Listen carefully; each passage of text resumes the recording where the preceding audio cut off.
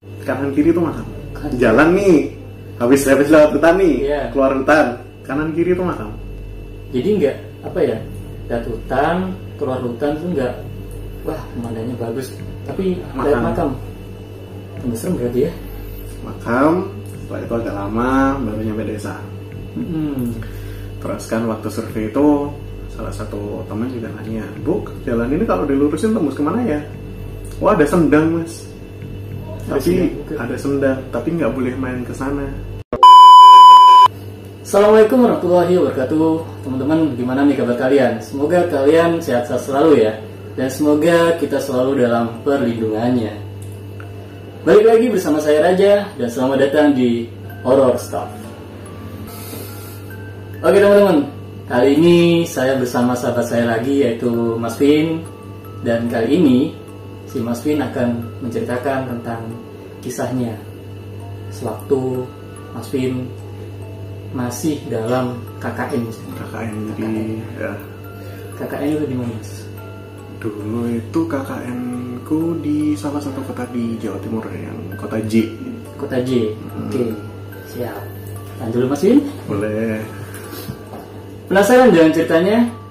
Tonton terus videonya sampai habis. Oke, untuk teman-teman nih yang belum subscribe channel ini, langsung aja ya di subscribe channel ini. Dan jangan lupa juga untuk tekan tombol loncengnya agar teman-teman tidak ketinggalan cerita-cerita dan kisah-kisah misteri selanjutnya. Dan nantinya saya lebih semangat lagi nih untuk membuat kontennya. Tanpa menunggu lama-lama lagi, langsung saja. Ini dia ceritanya.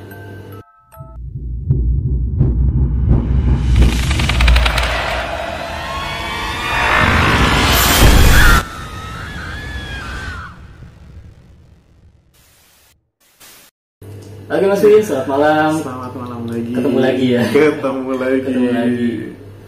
Gimana nih Mas Vin? Udah agak baikan sekarang?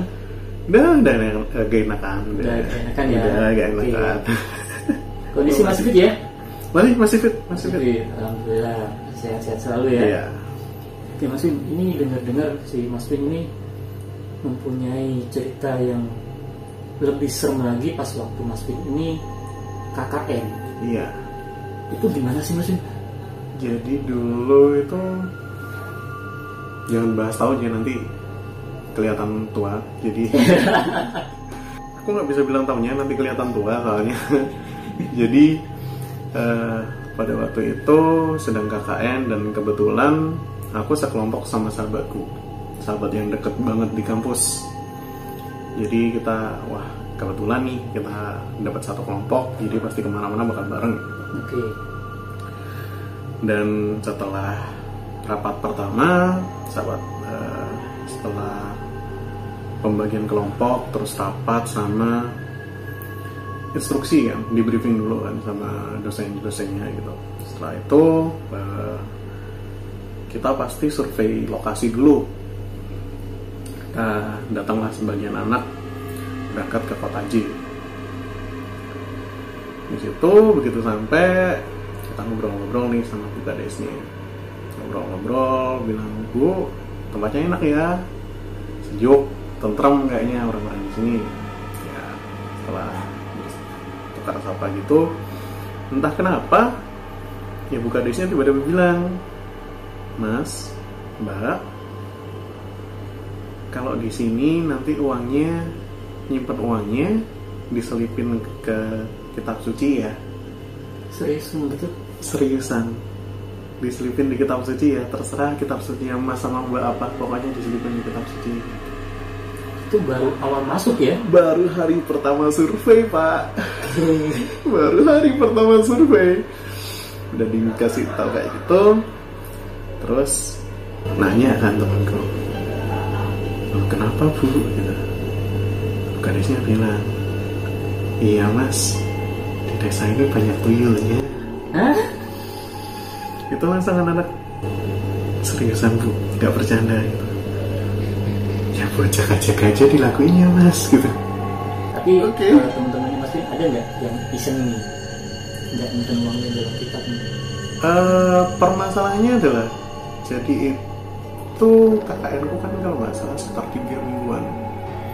masalahnya pada waktu itu aku nggak bisa hadir full karena ada salah satu event internasional yang aku harus datengin.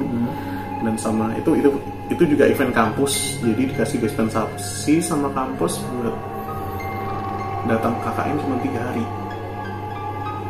hari terakhir, dan itu 3 hari oke, itu ntar akhir cerita. Jadi setelah aku kan nggak ikut survei nih, rapat selanjutnya diceritain sama anak-anak. Jadi desanya ini harus lewat hutan, masuk ke kuburan, bener kayak kanan kiri itu makam. Kanan kiri itu makam. Jalan nih, habis lewat hutan nih, keluar hutan, kanan kiri itu makam. Jadi nggak apa ya, lihat hutan, keluar hutan tuh nggak, wah pemandangannya bagus, tapi lihat makam. Tunggu serem berarti ya. Makam, setelah itu agak lama baru nyampe desa. Terus kan waktu survei itu salah satu teman juga nanya, Bu, jalan ini kalau dilurusin tembus kemana ya? Wah, ada sendang mas. Tapi ada sendang, tapi nggak boleh main ke sana. Oke. Aku nanya kan, loh kenapa Bu nggak boleh main ke sendang? Itu kan semacam mata air kan. Maksudnya anak-anak, wah kalau ada sendang kita bisa main nih di sana, kita main air gitu kan. Kenapa aku nggak boleh ke sendangnya gitu? Oh, itu cuman dikhususin buat sinden aja sendangnya. Sendang yang emang buat sinden kalau lagi ya Iya. Itu sinden beneran atau buat sinden? Jadi kalau di pewayangan itu sinden sama dalang yang zaman dulu ya. Kalau zaman modern sekarang nggak terlalu kayak gitu kayaknya.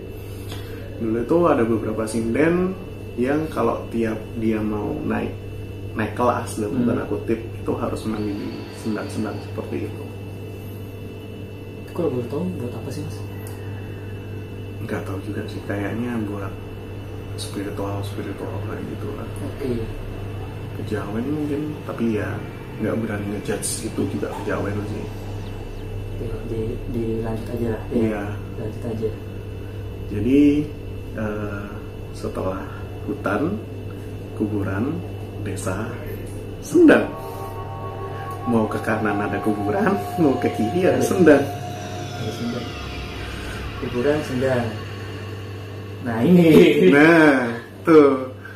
Jadi kata Bu Kadesnya, selain yang uang hilang tiba-tiba itu, sebenarnya tempat itu nggak ada sesuatu yang seremnya, nggak ada yang kayak apa ya, tempat-tempat yang kayak mistis gitu, itu nggak ada sebenarnya. Ya cuman nggak tahu kenapa duit di situ gampang hilang gitu aja.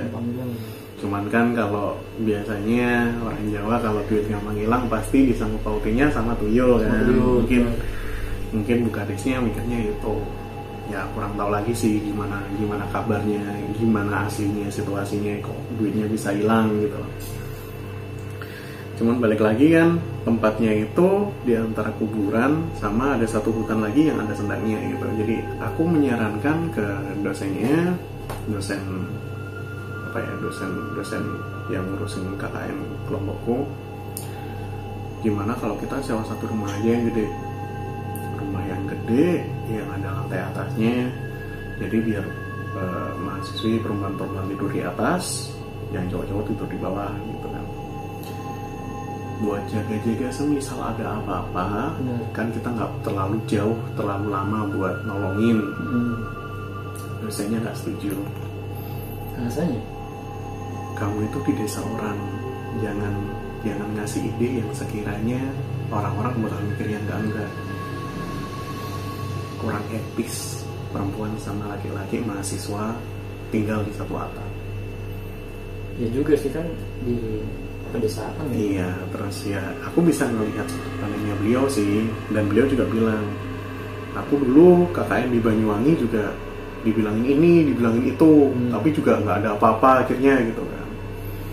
Ya udah, yang namanya mahasiswa kan selalu nurut sama dosen. Ya, jadi ya udahlah. Terus aku bilang kan ke anak-anak yang mau survei yang kedua, coba cari kos-kosan atau kontrakan yang cowok sama ceweknya itu nggak terlalu jauh. Katakanlah jalan kaki 5 menit, Iya. kalau bisa lebih dekat dari itu gitu kan. Oke, siap. Setelah survei kedua, aku nanya soal kontrakan, katanya nemu cuma ada 2 kontrakan. Kontrakan yang besar buat cewek-cewek, kontrakan yang gak terlalu besar buat cewek-cewek. Jaraknya dekat, ya sekitar 10 menitan lah gitu. Jalan kaki, enggak naik motor. Itu sama aja. Kalau jalan kaki kan masih enak tuh ya, bisa tahu situasinya kayak gimana. Kalau Jadi dia bilang nggak sampai 10 menit kok kalau jalan dari kontrakan cowok ke cewek gitu. Jalan, oh enggak sih, naik sepeda Naik sepeda motor, motor. nggak sampai 10 menit. Ya itu apa yang jauh bukan dekat. nggak deket lagi itu. Iya gitu. Terus oke lah, karena memang pada waktu itu aku harus fokus ke event yang internasional ini. Jadi aku serahin ke anak-anak semuanya, cuman bantu-bantu dikit gitu kan. Terus kita juga udah bahas soal proker, bahas soal apa. Udah mulai lupa nih ceritanya yang dari awal itu, yang diwanti-wanti banyak tujuannya. Iya, itu iya. udah mulai lupa tuh anak-anak. Aku juga udah mulai lupa gitu. Jadi pada waktu itu aku ikut event. Malam sebelum aku datang ke situ, hari terakhir event internasional ini, sahabatku nge-WA, chat gitu, kamu kapan kesini? Insya Allah besok gitu. Cepat kesini. Kenapa? Anak-anak kesurupan. Surupan satu. Hari pertama itu, jadi sebelum aku datang, berarti aku cuma kebagian 3 hari, 4 hari terakhir. Hari keempat sebelum hari terakhir, sebelum aku berangkat itu ada 4 orang, 5 orang yang kesurupan. Banyak banget. Iya lumayan. Itu kesurupannya karena apa ya? Pada waktu itu belum tahu sih, aku cuma bilang ke temanku, loh kenapa kok kesurupan? Ya nggak tahu kan, yang biasanya berhubungan sama mereka kamu cepat kesini gitu kan. Oke fine, besok aku sana. Ya udah, acara event udah kelar semua, event internasional itu udah keluar, udah closing party dan sebagainya. Keesokan harinya siang aku berangkat ke sana. Diceritain nih sama temenku, sahabatku itu. Jadi si A, B, C, D ini kemarin kesurupan, ada yang teriak-teriak, ada yang muntah-muntah, ada yang nangis-nangis gitu. Terus ya udah, akhirnya dibawa ke masjid, mereka udah tenang, ya udah selesai gitu. Ya udah, muka-muka nggak ada apa-apa lah gitu kan. Udah kita jalanin proker, aku bantu anak-anak jalanin proker. Akhirnya udah selesai. Jadi kalau waktu di KKN itu tiap habis sholat maghrib kita makan bareng di semacam pendopo gitu. Terus setelah sholat isya kita ngadain rapat evaluasi. Maghriban udah, makan bersama udah, sholat isya udah. Oh enggak, kebalik, evaluasi dulu. Habis maghrib evaluasi. Sorry agak lupa, udah agak lama soalnya. Jadi sholat maghrib kita evaluasi dulu apa yang udah dijalankan hari ini gitu kan. Rapat evaluasi ini udah lancar gitu. Ya, sholat isya, semua sholat isya udah selesai, terus baru makan bareng gitu. Begitu makan bareng kan udah nggak ada agenda apa-apa lagi. Setelah itu bebas istirahat semua gitu kan. Waktu makan bareng ini aku sempat mikir, oh udah aman kok, nggak ada apa-apa gitu. Ya udahlah makan baru 3-4 suapan itu ada yang nangis. Temenku nangis kenceng, nangis yang sampai kayak teriak. Nangis biasa. Iya, bukan yang nangis terseduh-seduh, enggak, nangis yang sampai teriak-teriak kayak nangis kesakitan gitu. Itu pas di meja makan. Di pendopo. Jadi kita makannya di pendopo kan, pendoponya gede gitu lah. Kita makan bareng kan, muter gitu kan. Padahal ada yang nangis, semua panik gitu. Aku lanjut makan, lapar. Yang lainnya udah panik, tapi masnya makan tetap. Masih lanjut makan gitu kan sampai temanku. Sampai sahabatku, tuh anak-anak. Ya udah biarin dulu gitu. Biar puas-puas nangisnya, biar puas teriaknya gitu. Jadi kalau yang di laporannya temanku itu, sebelum aku datang ke sana ada 4-5 orang yang kerasukan. Hari itu ada 8 yang nangis, teriak-teriak, terus muntah-muntah. Kerasukan massal ya, Mas? Kerasukan massal.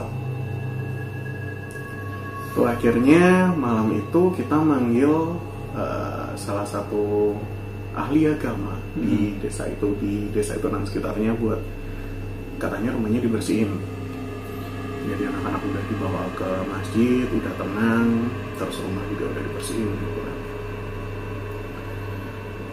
Masuklah ke kita masuk lagi.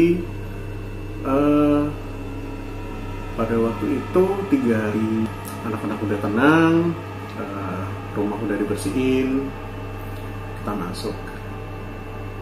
Di 3 hari terakhir itu akhirnya saranku diterima sama si dosen saranku yang dulu. Sebagian cowok tidur di bawah ya. Berarti yang sarannya Mas Vin yang awal itu udah diterima lagi sama si dosen. Akhirnya diterima sama dosennya. Kan dosennya juga perempuan kan, dia juga stay di situ gitu. Tidurnya di atas, lantai atas gitu. Jadi pada waktu di tengah panik itu, dosennya panik kan, mau ngehubungin kampus, mau ngehubungin posko gitu. Kalau kesurupannya berlanjut gitu, dan mau minta tolong buat, yaitu dipanggilin ahli agama itu tadi gitu kan. Permasalahannya adalah semua handphone ketinggalan di kamar, di rumah, di kontrakan, nggak ada yang berani masuk. Makan gue kelar, bungkusnya tak turun ke tempat sampah, aku nanya, ditaruh di mana Bu, biar saya ngambil. Kamu berani masuk? Anak-anak lo nggak berani masuk. Udah, ditaruh di mana Bu, biar aku yang ngambil. Dan masuk, tidak ada apa-apa. Oke, tidak ada apa-apa. Ngambil handphonenya anak-anak juga ngikut handphonenya saya diambilin. Udah diambilin semua udah, terus teleponin itu kan. Mungkin gara-gara itu salah satu cowok yang ditunjuk buat tinggal di lantai bawah itu aku gitu. Jadi cuma sekitar 3 atau 4 anak cowok yang tidur di lantai bawah. Waktu tidur itu sekitar jam 2 malam, aku dengar suara kayak sesuatu yang jatuh, kayak dung, keras dari lantai atas. Kayak ada sesuatu yang jatuh, entah jatuh atau mukulin lantai gitu kan. Boom, gitu kan. Aku pikir cuma aku yang denger. Karena ya kalau tahu episode sebelumnya kan pasti tahu keluargaku udah terlalu akrab dengan hal seperti itu, jadi nggak terlalu peduli udahan gitu kan. Jadi nggak peduli gitu, lanjut merem lagi, mau tidur lagi. Tiba-tiba temanku ada yang nangis gitu. Itu tadi suara apa? Bangun po, temenin aku gitu. Teman-temannya nggak ada yang mau bangun. Udah aku capek, terus kamu lanjut tidur gitu kan. Nangis, bener-bener nangis, tapi kayak anak-anak itu nggak ada yang peduli gitu. Entah karena terlanjur capek atau mereka semua udah emang takut, jadi dimerem-meremin gitu kan. Ya udahlah, akhirnya aku yang bangun, aku ambilin air minum, aku suruh minum gitu. Udah, air mineral gelasan gitu, aku kasih ke dia, terus kamu minum dulu, tenangin diri dulu, terus ya udah kamu rebahan, kamu merem lagi gitu. Aku nggak tidurku udah cukup, wes kamu merem aja gitu kan, aku yang jaga-jaga gitu. Terus sampai akhirnya anak-anak bangun buat sholat subuh, dan nggak ada kejadian apa-apa lagi malamnya. Ya udah, setelah anak-anak subuhan, habis sholat subuh, aku lanjut tidur. Soalnya kan aku melek dari pagi gitu. Dah, paginya nggak ada masalah apa-apa, kita lanjut prokes. Malamnya nih, ini udah khawatir, apakah bakal hat-trick 3 hari berturut-turut gitu kan. Udah 2 hari berturut-turut ada kerasukan massal, apakah bakal hat-trick gitu kan. Itu di hari kedua, berarti hari kedua sebelum hari terakhir. Hari kedua sebelum hari terakhir itu kita mikirnya bakal ada kejadian apa lagi. Ternyata lebih parah dari yang sebelumnya. Kita nggak sempat rapat evaluasi. Habis sholat maghrib, sekitar 10-an 12 orangan yang makin teriak-teriak, makin kerasukan. Bahkan salah satu ketua KKN yang selama ini baik-baik aja dalam tanda kutip, itu tiba-tiba dia bangun pakai sendal. Terus, aku jelasin dulu tempatnya ya. Jadi pendopo ini di sebelahnya kontrakan perempuan, kontrakan mahasiswi gitu. Di belakangnya itu udah kebun yang pohonnya gede-gede. Ya antara kebun atau udah masuk ke hutan aku nggak tahu. Jadi isinya itu pohonnya gede-gede. Di sebelah pendopo itu ada tempat kayak lapangannya anak SD, tapi banyak tumbuhannya kayak gitu. Dan itu juga langsung lanjut ke belakang, langsung kebun gitu. Ketua KKN ku tiba-tiba berdiri pakai sendal jalan ke arah belakang, nggak ngomong nggak apa, pegangin sama anak-anak. Tiba-tiba berdiri jalan ke arah belakang, pegangin sama anak-anak. Kamu ngapain gitu? Aku mau nyari sendalku di belakang. Itu kakimu pakai sendal? Enggak, ini bukan sendalku. Aku mau nyari sendalku di belakang. Jalan ke arahnya hutan belakang itu dia. Jalan. Sampai dipegangin 3 orang gitu. Kamu nyari apa? Nyari itu sendalmu gitu. Terus aku bangun, tarik, ajak ke arah warung depan. Warung tak dudukin, tak bisa teh hangat, tak suruh minum. Habis minum teh hangat dia bilang, aku ngapain di sini? Duduklah, ngapain kamu? Perasaan tadi aku di pendopo. Iya, kamu habis dari pendopo terus mau jalan ke belakang nyariin sendal. Kan ini aku pakai sendal. Iya, yang dari tadi anak-anak tanyain itu. Kamu nyari sendalnya siapa? Sendalku mau kamu pakai. Berarti si temennya Mas Vin itu tanpa sadar udah kerasukan berarti ya? Mungkin setengah kerasukan ya, bukan yang kerasukan. Jadi kalau yang biasanya di channel-channel horor itu kan mereka biasanya ada yang bilang kalau kerasukan itu ada presentasinya. Ada yang kalau yang kerasukan sama teriak-teriak jadi macan itu kan berarti 100% hilang kan. Dia udah gak sadar apa-apa gitu. Itu mungkin masih 50%, 30%. Jadi dia sadar jalan, dia sadar badan jalan gitu. Tapi dia kayak ada sebagian yang dia nggak sadar, kayak disuruh ke belakang, kayak dibisikan gitu. Iya. Terus karena yang malam kemarin kita manggil ahli agama di dekat situ nggak ngefek, akhirnya kampus datengin yang istilahnya seniornya. Yang seniornya yang salah satu yang terkenal di kota itu gitu. Datanglah dia berdua sama temennya yang paranormal.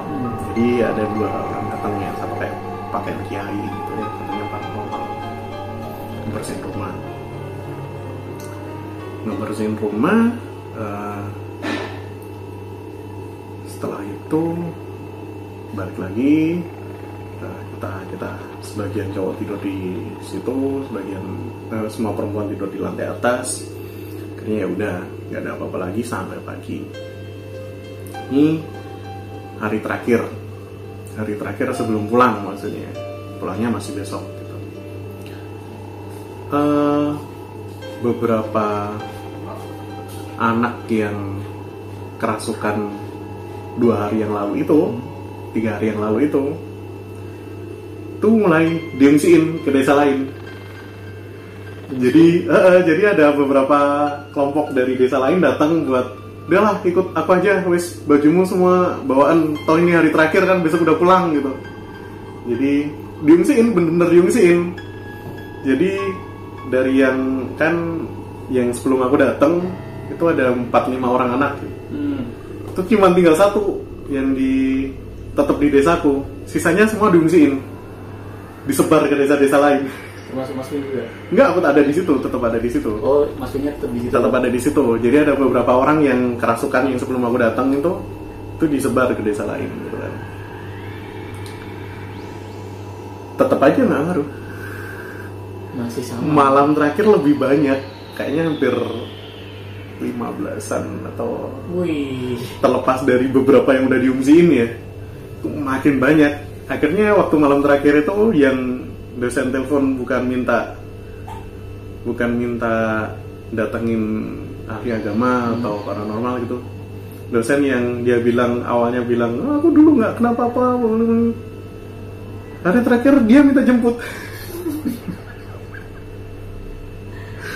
Semua bilang ke kampus, udah Pak, cuma semalam aja loh Pak, udah anak-anak biar dijemput sekarang aja gitu. Teleponin travelnya, teleponin kendaraannya biar dijemput malam ini gitu. Dan ya namanya kampus kan udah MOU-nya gitu, nggak bisa di itu kan. Iya. Udah ya namanya kontraknya udah kayak gitu, nggak bisa Bu, harus pagi gitu. Ya udah akhirnya pas malam terakhir itu kita semua nggak ada yang tidur, ngobrol di rumah. Nggak ada yang berani tidur, nggak ada yang berani apa ya, Meskipun ngantuk gini ngobrol. ngobrol udah masukin barang semua, pokoknya begitu besok datang udah pergi kita semua dari sini. Nah, terus yang gangguin itu kira-kira makhluk apa sih? Nah ini jadi ada beberapa, pada waktu malam pertama itu aku sempat dikasih tahu sama warga desa ini aman sih Mas, biasanya nggak ada apa-apanya kayak gini. Ini baru pertama kali nih ada yang kerasukan di desa ini. Dan itu pun langsung kerasukan massal gitu. Masa sih Pak? Gitu. Iya baru pertama kali, nggak pernah ada gitu kan. Kalau di desa-desa sebelah biasanya ada, tapi kalau desa ini aman kok Mas, nggak pernah ada kayak gini gitu. Terus pas yang datang berdua itu, yang satu ahli agama bersihin rumah, yang paranormal ngobrol sama aku. Ini yang ganggu bukan dari desa ini emang. Jadi di belakang rumah itu kan kayak semacam kebun hutan itu. Itu banyak yang lalu lalang. Makhluk-makhluk seperti itunya banyak yang lalu lalang gitu. Itu ada yang tertarik sama rumah ini, rumah kontrakan perempuan ini. Iya. Dan memutuskan untuk singgah ke situ, berhenti dulu di situ, dia nggak kayak pit stop lah, rest area. Karena capek. Mungkin capek jalan-jalannya. Gitu ya. Nah, aku capek. dia istirahat di situ. Nah itu yang usil dan ya akhirnya aku nggak mau bilang diriku indigo ya, karena aku nggak bisa seperti itu kan, cuman kadang ada salah satu makhluk yang ngikutin aku yang biasanya nyeritain sebenarnya ada apa sih gitu di tempat itu, ada apa gitu. Waktu aku nanya ada apa, ternyata permasalahannya simpel. Anak-anak itu nggak menjaga kebersihan, nggak menjaga sopan santun. Jadi rumah perempuan kan ada pintu depan sama belakang kan. Oke. Nah untuk buang sampah itu harus buka pintu belakang, terus jalan ke kayak tempat pembuangannya itu, terus baru sampah ditaruh situ. Hari pertama, hari kedua, awal-awal itu anak-anak lakuin itu. Lambat laun mereka jadi males. Cuman pintu dibuka, sampah dilempar. Disamain kayak di kota ya. Disamain kayak di kota. Beda. Jadi toh tempatnya situ, nggak perlu aku jalan keluar, udah dilempar, udah nyampe gitu loh. Kan nggak boleh, nggak sopan. Satu itu bukan tempatmu. Kan namanya tiap tempat kan ada aturannya masing-masing. Itu bukan tempatmu dan mereka merasa tersinggung. Ini lo bukan rumahmu, kamu seenaknya sendiri. Itu kok penangkalan pertama. Dan yang ketua aku tadi yang tiba-tiba mau jalan ke hutan, itu ternyata ada salah satu sosok di hutan itu yang suka sama dia. Jadi kalau nggak dipegangin anak-anak bisa hilang tuh anak. Serius. Aku dikasih tahunya seperti itu. Jadi kenapa waktu yang lain teriak-teriak, yang lain muntah-muntah, dia cuman bangun terus mau jalan ke arah hutan, soalnya ada yang tertarik. Jadi kalau nggak dipegangin mungkin udah tinggal di situ kayaknya. Udah balik lagi. Nggak balik lagi orangnya. Udah jadi penghuni situ berarti. Dan ya katanya emang sih tempat itu sebenarnya kosong, rumah itu kan udah kosong lama gitu, dan ya namanya rumah kosong lama walaupun nggak ada penghuni dalam tanda kutipnya, tapi gampang buat dimasukin. Ya, apalagi belakangnya ada traffic yang segitunya katanya. Ya udah, akhirnya ya yang harusnya jadi permasalahan 1-2 orang karena mereka nggak sopan, ini nyalur ke semuanya gantian. Itu udah kayak gitu ya, gimana ya? Namanya juga kalau udah di kota udah kebiasaan seperti itu sih. Iya. Gimana lagi ya? Kalau udah di desa, Terus desanya orang. Terus begitu waktu sampai Surabaya itu kan kita sempat bahas ini kan di rapat evaluasi. Ternyata salah satu teman KKN-ku itu ada yang digangguin udah dari jauh-jauh hari. Sebelum aku datang, sebelum ada kejadian kerasukan massal itu dia udah digangguin. Dia tidur nih dia cowok kan, karena siang-siang capek, terus di bawah itu banyak orang, dia naik ke atas, nggak izin kan, wes aku tak tidur di lantai atas walaupun nggak masuk kamar. Tidur di depan kamar gitu, di lantai gitu kan, dia beber karpet gitu kan, terus dia tidur di karpet, dia pakai selimut. Di mana nih selimutnya? Kayak dingin dong.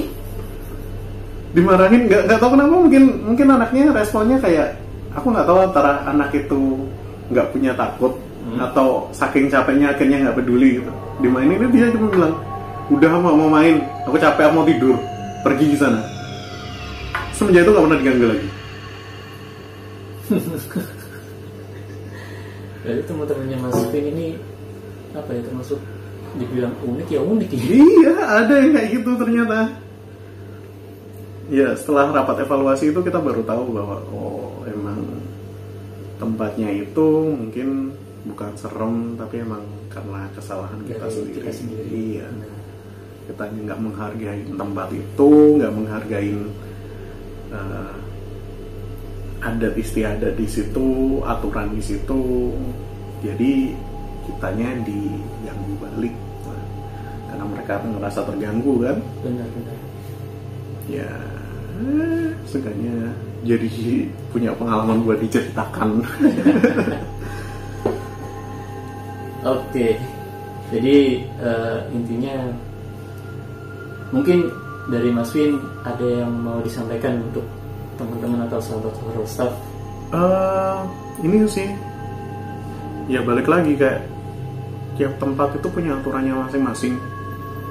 Saat kamu dikasih tahu bahwa kalau di sini itu harus ngelakuin seperti ini, sebisa mungkin jangan dilanggar. Cuman gara-gara kamu mager, kamu malas, akhirnya ya terjadi seperti itu. Terus sopan santun juga harus dijaga, karena itu bukan tempat kita. Kan juga jangankan mereka ya, kita manusia aja kalau misalnya ada yang bertamu terus sopan santunnya gak dijaga juga kita emosi kan. Marah juga ujung-ujungnya gitu loh.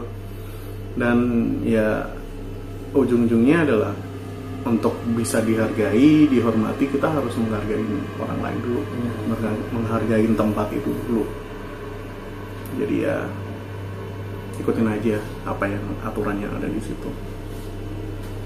Oke Mas Win, terima kasih sudah berbagi ceritanya yang menurut saya sangat horor banget sih. Yang mulai dari episode kemarin sampai episode yang sekarang ini, ceritanya menarik sekali sih. Tuh. Oke, untuk teman-teman udah disampaikan sama Mas Vin gimana sih cara untuk bertamu ke desa orang atau ke tempat orang. Itu kita harus menghargai atau kita harus menjaga sopan santun kita. Kalau kita udah biasa di kota kita sendiri seperti itu, jadi kalau udah masuk ke desa orang lain, kita harus menjaga image, menjaga kebersihan atau menjaga sopan santun. Jadi untuk hal yang pernah kita lakukan buruk di kota kita sendiri, jangan lakukan di kota orang lain, karena kita sebagai manusia juga bakalan marah kalau ada orang bertamu tidak ada sopan santun dan tidak menjaga kebersihan. Itu pasti kita marah. Oke, Sekian dulu dari Horror Stuff. Untuk kalian yang suka dengan cerita hari ini, silakan di like, dan jika tidak suka silakan di dislike aja.